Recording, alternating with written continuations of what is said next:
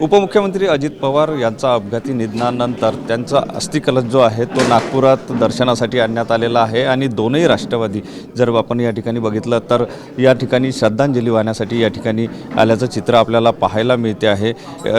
शरद पवार गटाचे अनिल देशमुखसुद्धा या ठिकाणी सहभागी झालेले आहे आणि या ठिकाणी श्रद्धांजली जी आहे ती दिली जात आहे। अस्थिकलश या ठिकाणी ठेवण्यात आलेला आहे आणि याचं विसर्जन जे आहे ते अंभोरामध्ये केलं जाणार आहे। सर काय सांगाल? अतिशय दुःखद अशी घटना आहे आणि त्यानंतर अस्थिकलश आज नागपुरात आलेला आहे। दोन्ही राष्ट्रवादी एकत्र या ठिकाणी श्रद्धांजली अर्पण। असं आहे की माननीय अजितदादा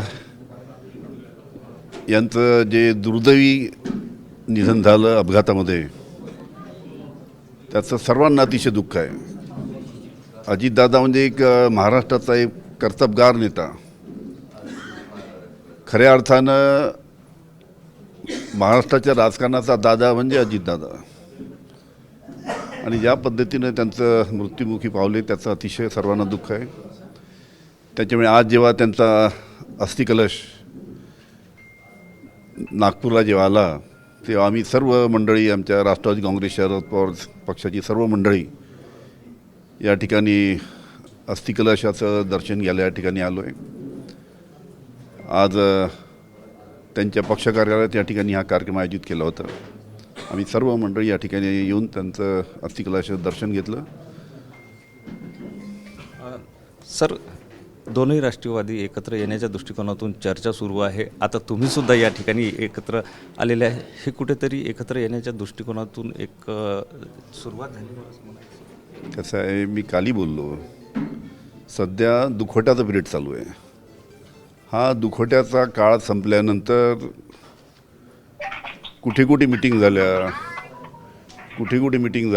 त्या मिटिंगला कोण कोण होतं, कोणत्या तारखेला मिटिंग झाल्या, किती वाजता झाल्या, काय ठरलं, हे सर्व दुखवट्याचा काळ संपल्यानंतर सविस्तर मी सांगेल। सर, एक प्रश्न असा आहे की अजितदादाच्या मृत्यूनंतर आता अनेक प्रश्नचिन्ह उपस्थित केले जात आहेत, ते त्याच संदर्भात तुम्हाला काय? कसं आहे की अनेक ज्येष्ठ नेते महाराष्ट्राचे शंका व्यक्त करत आहेत।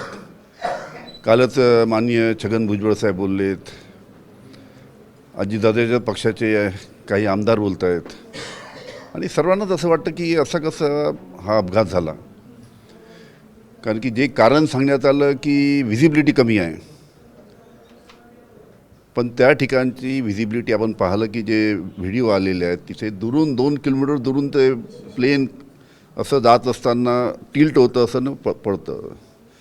त्याच्यामुळे व्हिजिबिलिटीचं कारण जे सांगत आहेत, केंद्रीय उड्डाण मंत्र्यांनीसुद्धा व्हिजिबिलिटीचं कारण सांगितलं, त्याच्यावर कोणाचा विश्वास बसत नाही आहे। त्याच्यामुळे याची व्यवस्थित चौकशी झाली पाहिजे। CID, DGCI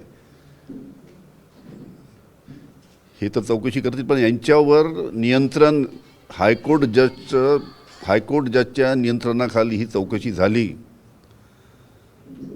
तरच सर्व तथ्य बाहेर येऊ शकतील।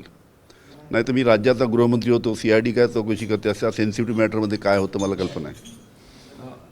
आज छगन भुजबळांनी सुद्धा एक शंका उपस्थित केली की विमानाने 2 वेळा घिरट्या घातल्या, म्हणजे ते कुठेतरी शंकेचं चित्र दिसतं। म्हणून म्हटलं की हायकोर्ट जजच्या नियंत्रणाखाली जर चौकशी झाली, संजय राऊतनी सुद्धा हीच मागणी केली आहे, त्याचा मला पाठिंबा आहे। हायकोर्ट जजच्या नियंत्रणाखाली चौकशी झाली तर ती चौकशी व्यवस्थित होईल, लोकांसमोर खरी बाजू समोर येईल की याच्यामध्ये काय खरंच घातपात आहे की हा ॲक्सिडेंट झाला, हे सर्व समोर आलं पाहिजे। नक्कीच या संदर्भामध्ये याच्यामध्ये तर ज्या पद्धतीनं आता अनेक शंका व्यक्त करतात, मी कधी माननीय केंद्रीय मंत्री नितीन गडकरी जर मला भेटले तर त्यांना सांगणार आहे की तुम्ही खाजगी विमानामध्ये किंवा खाजगी हेलिकॉप्टरमध्ये प्रवास करणं टाळा। नक्कीच या संदर्भामध्ये जे अजित पवारांच्या विमानाचा अपघात झाला त्या संदर्भातली चौकशी जी आहे ते न्यायमूर्तीच्या मार्फत झाली पाहिजे अशी मागणी अनिल देशमुख यांच्याकडून होताना पाहायला मिळते। सुनील ढगे, TV9 मराठी, नागपूर।